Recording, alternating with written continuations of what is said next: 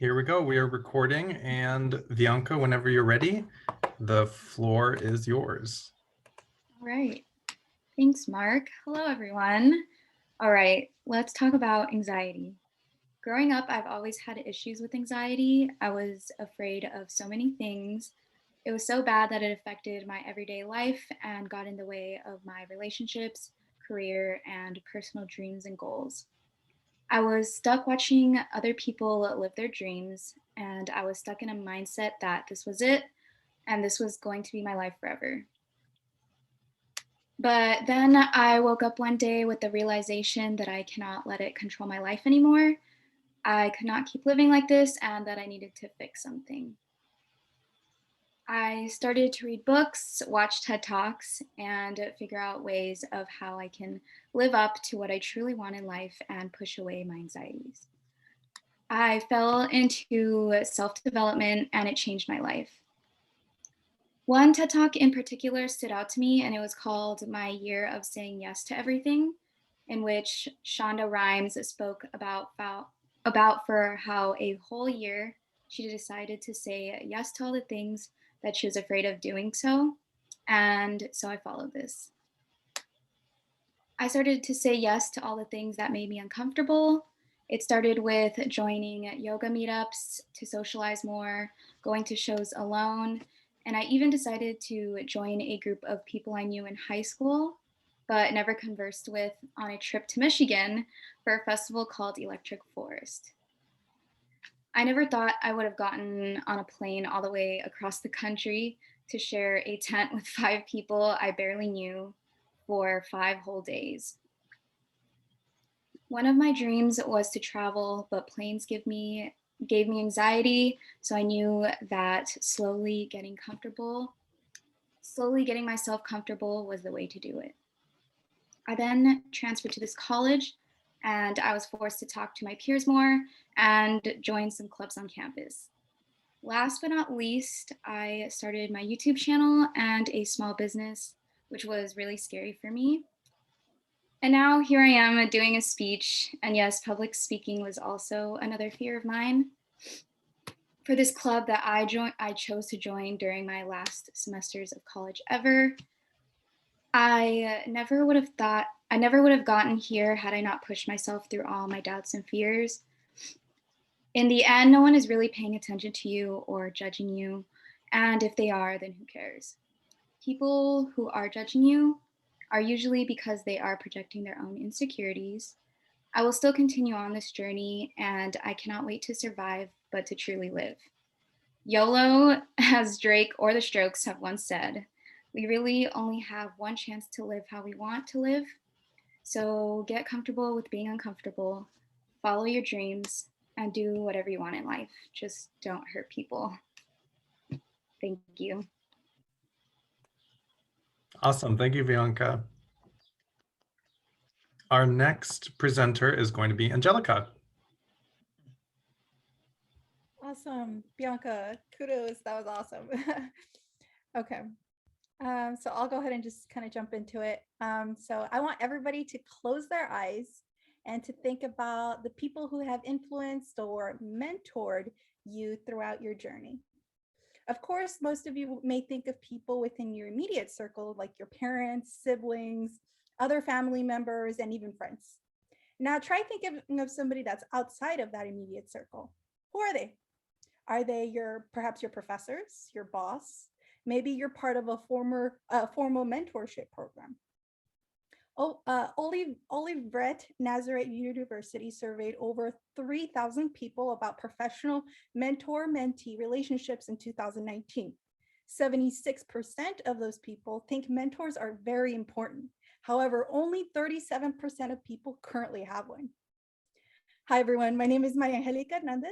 I am a Bachelor of Arts graduation candidate at California State University, Fullerton, with an academic focus in communications.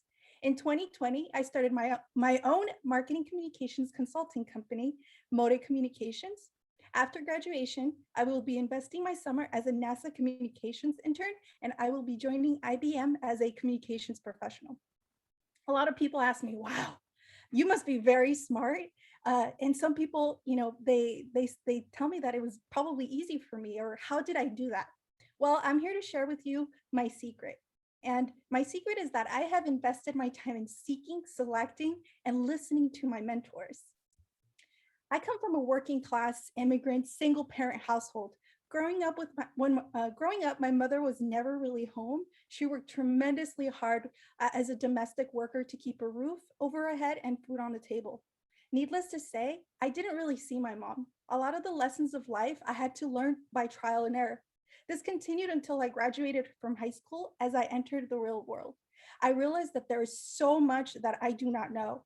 Trial and error had been working so far, but I needed to accelerate my learning curve. Shortly after, I began to work a sales job. They utilized the word mentorship, which I hadn't really heard before, and they utilized the term building out your dreams as a tactic to increase your motivation to sell, your desire to sell. I worked very hard and I did relatively, very well. I was definitely one of the top salesperson, but it got to a point where I noticed that they were just utilizing my skills and utilizing this motivation that I had for their own profit. I eventually left that company. And I'm sharing this experience with you because by going through this experience, I was able to understand something that stays with me to this day: the power of a mentor. After this sales job, I felt like I couldn't really trust anyone. I was scared to be taken advantage of. I knew that I wanted a mentor, but I didn't know how to get one or even how to choose one. Nonetheless, I moved on to the next job as a receptionist for an electronics manufacturer. My boss at the time was a very down-to-earth lady who happened to be the director of program management at the time. For my first day, she met with me to establish rapport and asked me if I wanted to meet with her one-on-one and talk about things. During these meetings, we talked about things such as my role in the community of the company and different goals that I had set. I must also add that I had also started back in community college to continue my education. As time passed, I noticed how our one-on-ones had helped me far beyond just the typical work tasks and goals. I was achieving my professional and my personal goals as well. So as time progressed, I moved from being just a receptionist to the first ever marketing assistant of the company. And I also graduated my community college and started at Cal State Fullerton. Go Titans! I began to think about the type of relationship that I had developed with this woman. And it was indeed a mentor/mentee relationship. I was really lucky, and I still am very lucky to see that she had initiated that relationship. And I also realized I would like to get more outside perspectives as far as career development and personal development. I wanted to find another mentor. Now, how do I do that? Only 14% of mentor relationships start by actually asking someone to be their mentor, to be your mentor. Of those, 61% of those relationships are actually developed more naturally. Now, having already started at Cal State Fullerton, I began to seek out my professors during their office hours. This was even more convenient because the university had transitioned to an online instructor due to a global pandemic, as we all know. So I visited all of them. Some of them wanted to answer my questions and move on to the next student. This was a cue for me to move on. Other professors, on the other hand, took the time to get to know me and connect with me. This taught me something. Mentorship is about having conversations and sharing each other's experiences and insights so that it may hopefully serve someone else in their journey. I learned that excellent mentors demonstrate values such as personal integrity, good judgment regarding boundaries and confidentiality, and an inclination for caring and acting on their mentees' best interest at heart. As I progressed through my journey in the last semester at Cal State Fullerton, one of my professors, whom I had developed a mentorship relationship with, recommended me to the Executives in Residence program here at Cal State Fullerton. It's essentially a program for students to engage with a mentor. And this mentor has been able to counsel me and prepare me for the world as I enter it as a working professional. Now, my story is not unique. There are things that I have been able to accomplish due to my hard work, my sacrifice, and other things that I have done as an individual. However, one of the most important and impactful things that I have done is engage in a mentorship relationship. Today, I invite everyone to search for a mentor. People who have mentors accrue a plethora of professional benefits, including rapid advancement in whichever area they choose to focus on, higher salaries, greater organizational commitment, stronger identity and confidence, and higher satisfaction with both job and career. At its best, mentoring can transform a life and careers and maximize your potential. Cheers to your success, and thank you so much for your attention. All right, thank you so much. That was awesome, thank you. We are now going to introduce Jen. Hi, Jen, whenever you're ready. Hello, everyone. How many of you have a dream journal? I ask this because we spend 1/3 of our lives dreaming. Dreams take such a significant amount of time in our lives, yet they are not talked about enough. My name is Jennifer Huynh, and I have spent the last 9 months of my life with nightmares almost every night. My nightmares contains dreams of failed relationships, friendships that turn sour, past traumatic events, and catastrophic high anxiety made up events that only appear in my dreams. When I wake up in the morning, I spend the first 2 hours feeling numbed and dazed. I take this time to reflect on my dream, and I could always pinpoint where the anxiety I felt when dreaming came from. Sometimes when the event I experienced in my dream was something painful of my past, I am left with flashes of these events throughout my day. This leaves me with an uneasiness. Now, you may be wondering, why does she have so many nightmares? The reason is that I suppressed a lot of things in my life growing up into the age of 20. At 20, I began unpacking a lot of moments and events that were painful, which I had suppressed. I am 21 now, so you can imagine how all these small and big uneasy memories are catching up to me at this point in my life. According to Freud's level of consciousness, there are 3 levels of consciousness. Level 1 is the conscious level. The conscious level consists of what we are aware of at any given point in time. It includes the things that we are thinking about right now, whether it's in the front of our minds or the back. If we're aware of it, then it's in the conscious mind. Our dreams on the conscious level could come from the recent events. For example, the other night, I had a dream where this acquaintance I know randomly appeared side by side holding my hand. We then appeared in the middle of a mall, and he brought out a poster which read, "Jennifer, will you be my girlfriend?" And in his hand held a princess balloon from Dollar Tree. All his friends surrounded us, and they cheered him on. Everything about this moment was cringe, and I had to wake myself up from it afterwards. This dream is what I would call my gentle nightmare because it felt so real and I had so much anxiety from it. My anxiety came from when the acquaintance asked me to be his girlfriend. I felt stuck and anxious in both my dream and my actual body.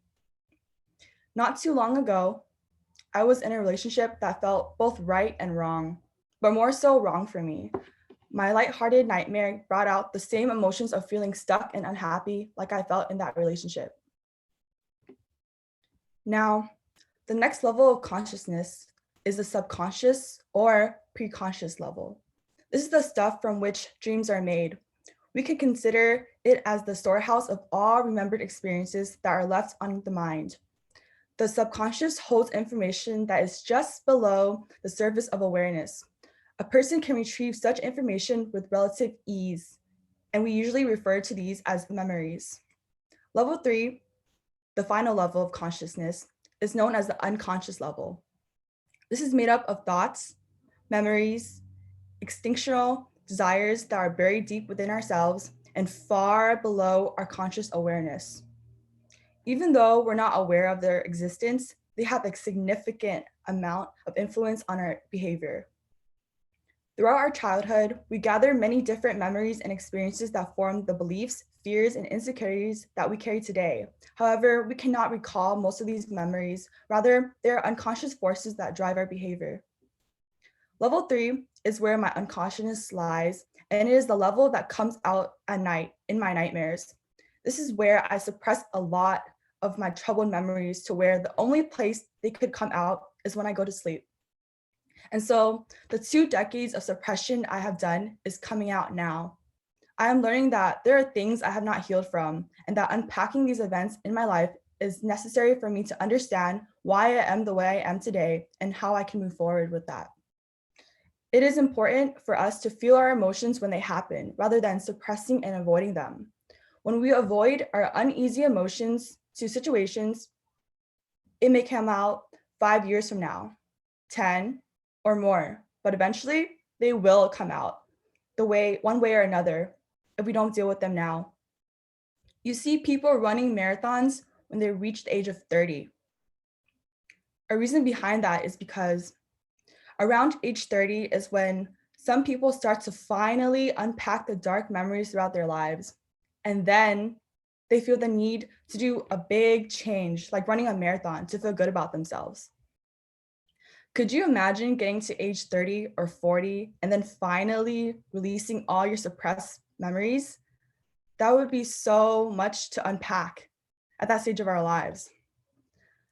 Nothing goes away that easily, and the only way for us to overcome our emotions of pain and hurt is when we deal with them as they come to us. Finally, I want to invite everyone to unpack and reflect on your uncomfortable emotions, because the more self-aware we become as people, the better it will be for us. Thank you. All right, Jen, thank you so much.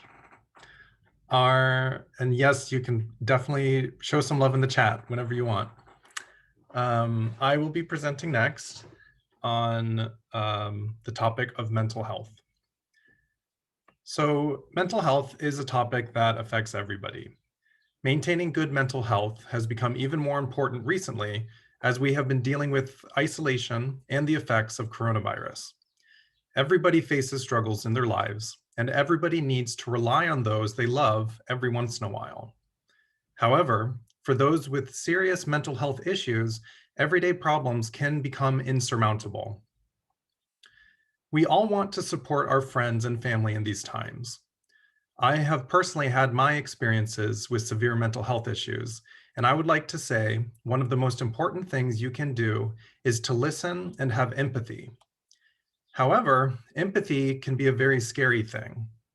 How do you resonate with a depression so deep that the person experiencing it would prefer not to be around at all? Why would you want to put yourself willingly into that headspace? However, this is the crux of the situation. Mental health isn't about the strength or willpower of your mind. You cannot will yourself down from a manic high. You need professional help to do that. You cannot will yourself into or out of a debilitating depression. You needn't worry about listening and imagining will pull, you needn't worry that listening and imagining will pull you down as well. Many times, the reason is a disorder or an imbalance in the brain. The brain is an incredibly powerful and sometimes, the brain is incredibly powerful and can sometimes even show you things that others cannot see. That is why it is important to believe people when they tell you their experiences regarding their mental health. When someone says that they were so depressed they couldn't get up from their bed to take a shower, then that was their experience. It doesn't always have to be that way, and with professional help and a great support system, many people respond well to medication and therapy. It's understandable that we want to solve problems, especially problems that make us uncomfortable. When we hear about a loved one who is suffering, we want to solve that problem and make them feel better. However, when you tell them things like, just focus on the good things, or things aren't that bad at all, then you are signaling to them that you aren't listening, and this increases their feelings of isolation. Listening helps the person process and come up with probable solutions on their own. Don't get me wrong, there are always improvements we can make in our lives, and we shouldn't be discouraged from trying to change our situations. However, we need to start from somewhere, and a patient ear and a shoulder to cry on are wonderful ways to support someone who is struggling with their mental health. Thank you. We are now going to go to Hannah. Hannah, whenever you're ready. Sure, totally. I actually have slides I'm going to be sharing with mine, so do you mind really quickly making me co-host? Yes, I can do that. Okay, thank you. At least I hope I can do that. No problem. So how do I do that? I was so confident, and then It's okay. Uh, Should be, so if you click on participants, a list is going to come up on the right-hand side. And then if you okay. like go over I have 2 people in here. Oh yeah, no, it's just Hannah Yelsey. Make co-host, or do you need to be a host? No, co-host is fine. Okay. There, I think Yeah, no, it's totally fine. that was it. Okay, so I'm going to mute myself, and then feel free to start whenever. Wonderful. Okay. I'm sure everyone can see my screen now, I hope. Yeah? Awesome. Alrighty, everyone. Hello, everybody. Welcome to my Titan Talk. Today, I'm going to talk to all of you about the magnificent entrepreneur, co-founder of PayPal, and venture capitalist Peter Thiel. So it was around 2018 when I decided to become a business major. And like most pre-business majors, I knew nothing about business, right? So I went to Barnes & Noble to pick up a good book about business and start learning. You know, obviously, I didn't know where to start looking, literally and metaphorically. So I remember I asked this girl, you know, there's so many books, like, you know, which one do I get? And she said something to the effect of, well, what do you want to learn from the book?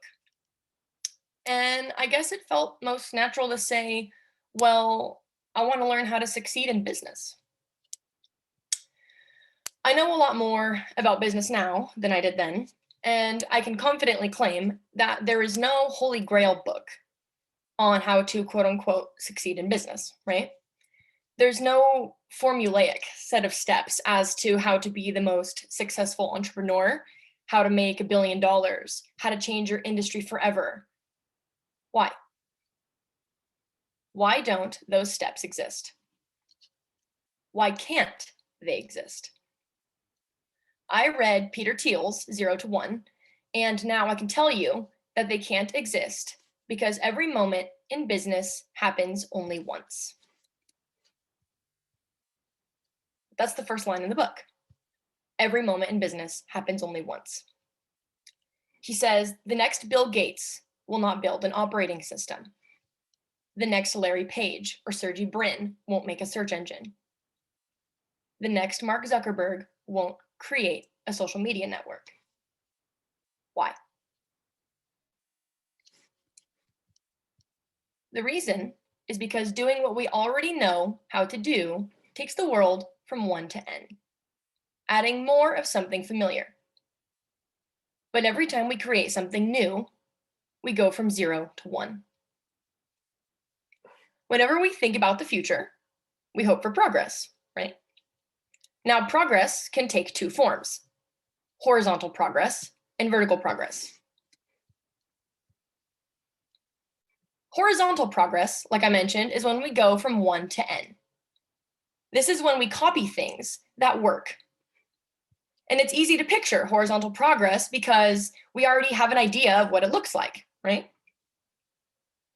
And then there is vertical progress, going from 0 to 1. This means doing new things. Vertical progress is more difficult to imagine because we have to envision something that doesn't exist, something nobody has ever done before. As Thiel puts it, if you take a typewriter and build 100, you have made horizontal progress. If you take a typewriter and build a word processor, you have made vertical progress. So at the macro level, the best way to describe horizontal progress is globalization. Taking things that work somewhere and making them work everywhere, right? The best way to describe vertical progress is technology. Thiel writes, properly understood, any new and better way of doing things is technology. So get away from this notion that technology is limited to computers. What Teal is saying is that technology is a synonym for change. And taking something and making it different is not change. It's just adjustment, modification. We don't say that the telegraph or the airplane or the supercomputer adjusted the world or modified the world. We say it changed the world. Peter Thiel says that the change the world of business, which as an entrepreneur should be your goal, you need to create a monopoly. Now, why a monopoly? Thiel makes the controversial statement that capitalism and competition are, in fact, opposites. Now, how is that possible, right? Well, capitalism is, the essential feature of capitalism. The motive is to make profit, right? Capitalism is making a profit. But what's competition?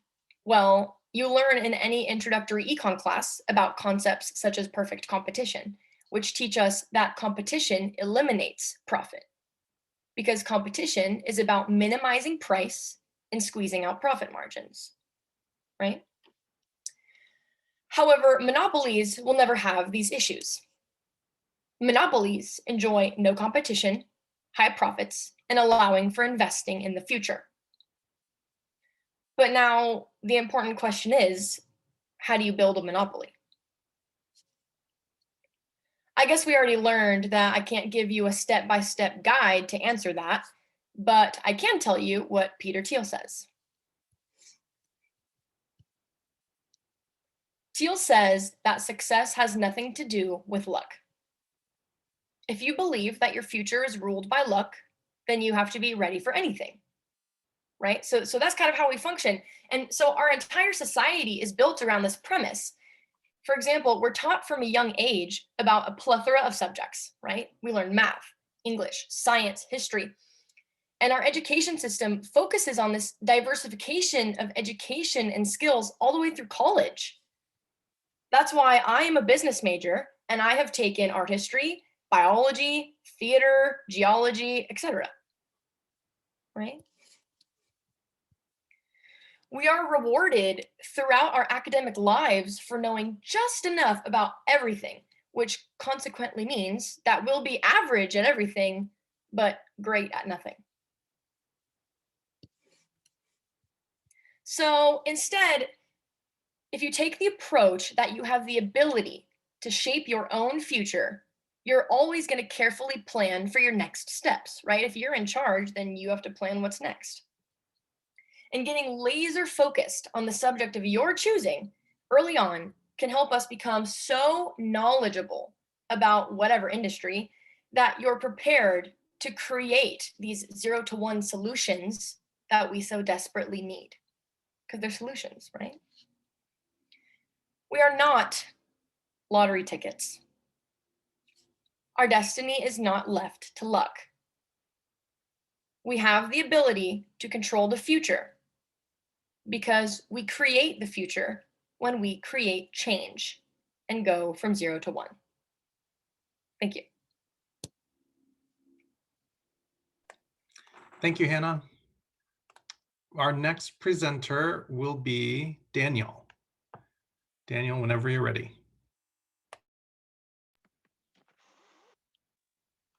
See me. Hello, everyone. So I want to start off with the question is, have you ever been told that you were smart? Now, you may be wondering why that question. And it actually comes up a lot that many people will tell you you're smart, whether it just be a family member, your classmates, if you impressed them with something you did, or it just be a complete stranger that you also impressed with something you did. And I believe that a lot of that will come from people having different skill sets and not being able to do like different things. Now, I want to say right off the bat that I'm a math major. Now, many of you, just by hearing that, understand that, well, I hate math and he's doing really well in it. He must be really smart. And that's the common thing I hear, even people in the math majors. department. And that mainly becomes from the fact that once we see that we struggle on something and someone else does it better than us, our competition in our mind, we just mean like, oh, they're smarter than us. They just can do something that we can't. It's just like they're just above. And I think that causes a lot of problems with how we end up eventually thinking of ourselves. So I want to give my story of like when I was first told I was like smart as a little kid and how that affected me. In my kindergarten class, of all places, we got a new teacher, and they decided, oh, let's take the best kids from each class and then put them all in this one class. And I was just like, you're separating us in kindergarten. Why? Now all of a sudden, we all have this label on us that, oh, these are the smart kids. And we're in kindergarten. It's the time where we start making new connections with new people. It's like we're finally starting school. We're making friends. And now it's just like, oh, everyone has this preconceived notion that, oh, he's a nerd kid. Yeah, he's just smarter than us, apparently, you know? Let's just leave him alone. Which ended with me not having that many friends. But I didn't take that as, oh, it's just that they see me differently. I took that as, oh, I'm just really bad at making connections. And that's how I saw it. And that was all because I was like, oh, I was told I was smart, blah, blah, blah, blah. We're here now. But that wasn't all. I did end up getting bullied just because someone thinks you're smart. Now people are telling them that they're better than you. And you take that personally. And that's why a lot of the times you see bullying, it ends up being with what people like label as the nerds, the smart kids. So I ended up transferring schools at the first chance I had. And I got into the gifted and talented education program, GATE for short. And it was great, you know. We got more people who were all like smart like me. It was great. But then the problem came with they're all smart. I think of them as smart now. And for those that know me, I'm a horrible reader and writer. And seeing all these people do something so well that I couldn't do made me think to myself, wow, I'm just bad at writing and I can't read. And guess what? I still read at an 8th grade level and write around 8th grade level. My grammar is horrible. And that was all because, oh, they're smarter than me. I can't do that. I think a lot of that is the competition of being labeled as smart changes you in the way you see yourself with confidence. And that was my problem. But it works the other way around. Like I said, I am a math major. I was really good at math. People were struggling, and I just went with it. You know, I took it. I'm amazing. I'm doing well. Got a good GPA. I'm doing really well. Professors noticed me and everything. I'm helping all my friends. So it's going well. And I rolled with it. But that also gave me overconfidence. Now I'm just stopped learning how to do work, and my work ethic is horrible because the one thing I was good at actually requires work ethic. But the fact that I was so good at it, I thought I was just above it. You know, I'm above doing homework. I don't need this. I'm going to get a good grade anyways. So now guess what? I have a horrible work ethic. All because, well, I was told I was smart. So now I have so much more confidence than I really should. And I decided not to do anything with it. So I want y'all to think back in your lives and try to find some root of differences that you could have had in your life. This all came by when I decided to just look back through my life and understanding, oh, why did that happen? Or why am I so bad at writing? Why am I so good at math? Is it just I'm talented and stuff like that? I believe in talent, but I don't think it's the most important thing. I think the most important thing is always going to be work ethic. And I don't have that. So that's going to be a struggle for me. But that is all I really want to talk about. And in terms of speaking and writing, I want to make y'all think about my favorite quote that was mentioned in TitanTalks. It's the best speech isn't written, it's rewritten. And I love that quote because it tells you nothing about speeches that weren't written. Thank you. Thank you, Daniel. Great job. Our next presenter is going to be Armand.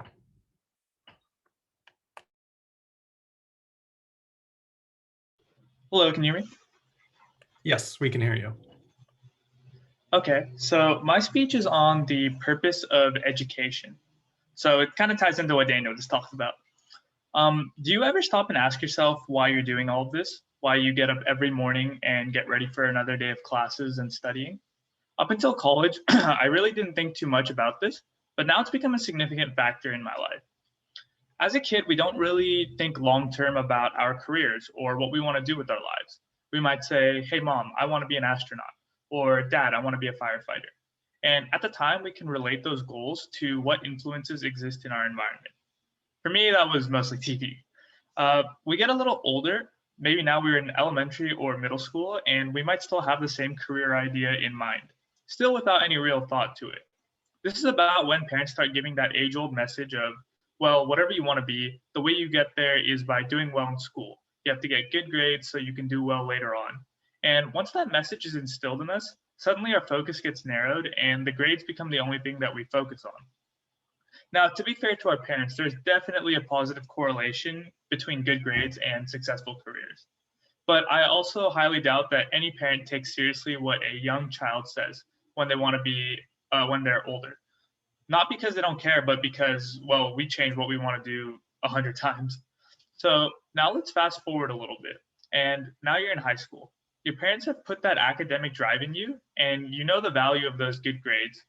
So you've been working really hard. By this point, most of us have lost that creativity we had when we were young, where we let our minds explore and think about what we want to do with our lives. Instead, almost all high school students tend to be focused on the same things, usually grades first, and then as a side note, some extracurriculars and sports. Now, this isn't true for all students, of course, but I would say this describes at least 70% of high schoolers. When it comes time to apply for college, we all get to rethink those ideas from when we were a kid. What do we want to be when we grow up? What do we want to do? The answers translate to the majors we pick, the institutions we choose. However, this is when things seem to have gone really wrong. If all these students want to do so many different things, why do their applications look so similar? Why are they scored on the same criteria and expected to perform at the same level? At my high school, we had students going all over the place, yet they were all in some of the same AP, honors, IB classes, played in a few sports, attended the same clubs, etc. It seems like there are very few ways to become specialized or pursue your interests through the modern education system. And this leads to a problem of competition. How can one student distinguish themselves from the rest? Parents and students ask themselves this every year. I'm sure you hear about how much harder it gets every year to apply to college. And I used to blame colleges for that problem, but I've come to realize that the whole education system feeds into it. We all need to completely rethink how we are approaching school. If we collectively put less emphasis on things like how many higher level classes we take, how many tests, how many clubs, and instead all choose to focus on something we're passionate about, then we can bring about real change. With a problem like this, there's a critical mass involved. I don't know what that number is, but it has to be a large portion of students taking on this new perspective on their education to create real progress in our education system. Students are already able to pursue this at the collegiate level. I'm sure you see so much more academic diversity in college than you saw in high school. But I believe bringing this to high school is a real possibility. Thank you. Awesome. Thank you, Armand. Our final presentation is going to be Kira and Salim. Whenever you guys are ready. Do you need co-host ability? Actually, yeah, that'd be great. Because what I'm thinking is that since me and Kara wanted to try something a little bit different, where we both do a same presentation sort of together, we're going to bounce back and forth in terms of talking. I was wondering if it might be easier just to pin both of our videos. So let me see. Could you make me co-host? Is that something you want me to do, or do you want me to make you a co-host? I think if I'm a co-host, I should be able to do it. Let's see. Okay, so you're co-host. Awesome. All right, and then here's one. That's me. And then let's see, where's Kara? There she is. Ta-da. Okay, so are we both spotlighted when you guys are looking at it? Or is it just me? I'm not sure how it's going to show up on the recording, but I have it in speaker view at the moment. So I think like whoever's talking will show up. So Well, All right. I think whoever's talking is going to show up regardless, Salim, because when you spotlighted Kira, when you were talking, it wouldn't go back to you. Okay, all right. So as it is right now, or should we go back to the way it was for normal? I'm not sure if it's going to make much of a difference, but yeah, I just don't know what it does. Okay, all right. Yeah, you can just unpin both of them. I don't know. I saw Brittany do it in the last one, so I was like, how did she do that? Let's see, hold on. Let me experiment with this. We'll see. So that's pinning one. And Yeah, because it would be nice if we could get you like side by side. there we go. I'm not sure. How does this look? It's still just one person on the screen. Okay, so what I did is I pinned to first screen. We'll see. If anything, actually, hold on. This might be smart. I can just record it myself. Okay, cool. Kara, you ready to do this? Let's do it whenever you're ready. Okay. All right. Thanks for bearing with us, everyone. All right. People often tell me movies aren't real. You shouldn't expect your life to be like a movie. But I don't really agree with them. In fact, we think movies help dictate how our lives are and how we respond to them. While movies may be fictional, there is a reason people are drawn to watching them. There's a story there that the viewer connects with. Whether it is based on a character living a similar life or even a fantasy involving superheroes, the best movies include a human element that people are drawn to. When Avengers Endgame came out in 2019, it ended an incredible movie saga involving superheroes fighting intergalactic aliens. Now, that may not seem applicable to real life in any possible way, but the moments that the audience focused on in the movie and the moment that my friends would not stop talking about the next day was the phrase, "Love you 3000." And what's funny is that in this 3-hour movie, people weren't talking about the death of Thanos. They were reminiscing and in a way mourning the death of a pivotal character.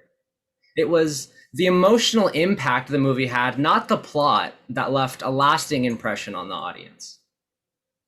Emotional appeal is not something that can be learned in a textbook. We want to let you, the audience, know the value behind high quality television, because people say all wise men were once fools. But what if there was a way to learn from others without having to experience the pains of life yourself? We believe television isn't just a way to wind down after a long day, but a great method to refine your social awareness and emotional intelligence, to expand your perspective on issues the media relates to as controversial at times. In the movie The Hate You Give, this movie adaptation highlighted police brutality against African Americans in the United States. And this is one film among many which focused on the experience of the passenger to the victim of a police shooting. Movies communicate stories, and this movie specifically allowed the viewer to learn about the individual's experience, not just the topic of police brutality as a broad concept in the media. And this is important because people tend to debate these issues with which they have no personal connection. While it is difficult to completely understand an issue from a movie, it provides a story, expanding the viewer's perspective beyond articles which do not provide insight into the personal reasons and perspectives for choosing a certain path. So the next time you're watching your favorite show, try and think what it's taught you. Maybe a small phrase, a way you laugh, or how your personality is. We think you should give films some more credit. Thank you. Thank you. Great. Thank you guys so much. That concludes our presentations, guys. I want you all to give yourself a round of applause. That was fantastic. Everybody did such a good job. So I'm going to stop recording.